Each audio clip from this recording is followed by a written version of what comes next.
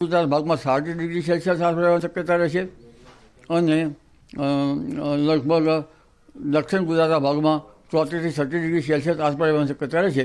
જૂનાગઢના ભાગોમાં પણ મહત્તમ ઉષ્ણતામાન 34-36 ડિગ્રી સેલ્સિયસ આસપાસ રહેવાની શક્યતા રહેશે. પરંતુ તારીખ 7મી માર્ચથી મહત્તમ ઉષ્ણતામાનમાં વધારો થશે, જેમાં ઉત્તર ગુજરાત તથા પૂર્વ ગુજરાતના ભાગમાં મહત્તમ ઉષ્ણતામાન 40-41 ડિગ્રી સેલ્સિયસ આસપાસ રહેવાની શક્યતા રહેશે. કચ્છના ભાગોમાં પણ લગભગ મહત્તમ ઉષ્ણતામાન 40 ડિગ્રી સેલ્સિયસ ઉપર રહેવાની શક્યતા રહેશે. આ ઉપરાંત મધ્ય ગુજરાતના ભાગમાં 41 ડિગ્રી સેલ્સિયસ આસપાસ રહેવાની શક્યતા રહેશે અને દક્ષિણ ગુજરાતના ભાગમાં પણ 41-42 ડિગ્રી સેલ્સિયસ આસપાસ રહેવાની શક્યતા રહેશે. જૂનાગઢના અમરેલીના ભાગમાં પણ ગરમી વધશે. બીજો પચીસ વિશ્વ તારીખ 4થી 10માં આવશે, ત્યારે મહત્તમ લગભગ હવામાનમાં ઉષ્ણતામાનમાં વધઘટ થવાની શક્યતા રહેશે.